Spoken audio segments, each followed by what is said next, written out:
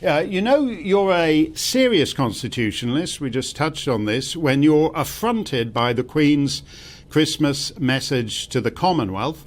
But as David Starkey was noting about this matter, the late Enoch Powell loved his sovereign but loathed the office of head of the Commonwealth because, as he saw it, it enabled Her Majesty to wiggle free of ministerial advice, or as David just put it, of political protection, having some rinky-dink prime minister there in front of her to take the bullet, as it were. When the Queen speaks as head of the Commonwealth, she can say whatever the hell she likes. When she speaks as Queen of the United Kingdom, UK ministers write the words that she utters. When she speaks as Queen of Australia or Queen of St Kitts, likewise her Australian or St Kitts ministers put the words in her mouth. Granted her long reign and the thousands upon thousands of here today, gone tomorrow politicians who have come and gone, it is a very select group of people who have written for her, and one of them is L. Ian MacDonald, a former diplomat and currently editor and publisher of Policy magazine, who for a while wrote speeches for the Queen of Canada. Ian, I'm sure it's one thing to have to write something for a prime minister or whatever, but having to put words into the Queen's mouth is of a different order, I would have thought.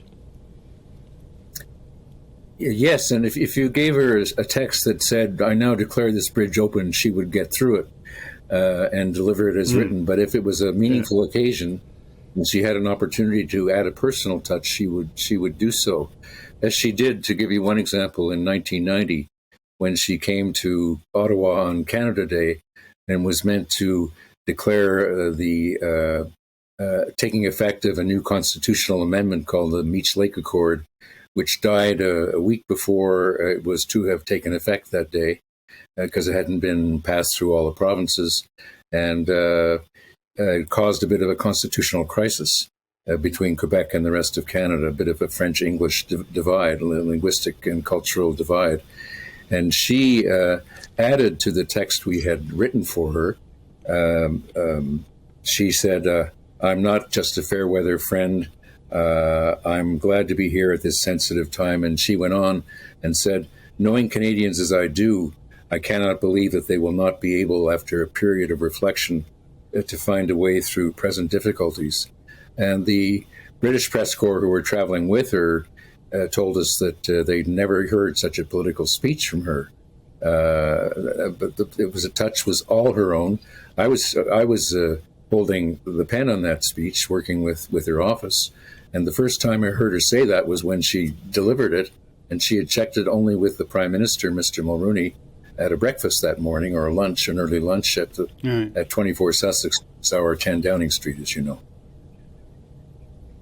But she is slightly different then from, if you think of, Mr. Gorbachev tear down that wall, that went through 37 different drafts. People in the State Department kept taking it out and Reagan kept putting it back in, blah, blah, blah. But with the Queen, it's in a certain sense, it's regal and formal. But at another level, she'll say what she wants to say. Yes, and she has her own touch, as we saw 2 years ago with her remarkable speech at the beginning of the pandemic, where she, basically ended with "We'll find a way to be together again," and it broke into the famous song of Vera Lynn from the war, which was her first service. So that was her touch. She has elegance, she has class, style, and grace, and when you're dealing with her through her office, you're dealing directly with her through her team. And they're first class all the way. There used to be, I don't know whether you stuck this line in, but I noted it at the time, because at one point, and she had variations of it wherever she was in the Commonwealth, but she used to say something along the lines of, I speak to you as Queen of Canada and Queen of all Canadians. I don't know whether that's one of your lines, but we miss it by the fact that she's now unable to travel. And I wonder whether, as loved as she is, whether it's going to be the same moving forward through the years. With Charles, with her successor. Charles is much more controversial and much more of a tabloid figure than his mother. So you think that, in fact, all the things the younger royals do to make themselves, more, quote, relevant, actually, by talking about climate change or racism or whatever, actually makes them more of a problem and misunderstands the role?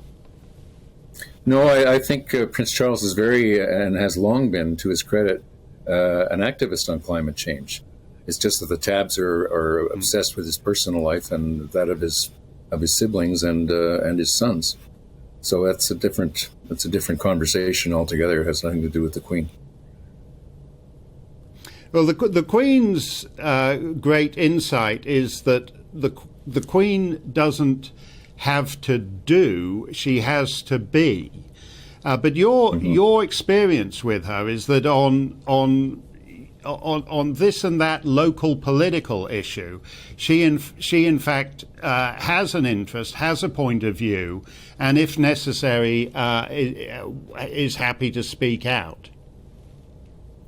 Yes, and in fact, she has personal touches that are relevant. For example, in 1992, on another Canada Day on July 1st, she had an early lunch with Mr. Mulrooney again at 24 Sussex, and was going over the text that we had written for her. And she looked at him and said, Prime Minister, we should refer to the role of your peacekeepers in somewhere in the Middle East. And we hadn't thought of that. And once again, the first time I heard that was when she said it, and it was the biggest applause line in her speech. She had a very good sense of connecting with the public.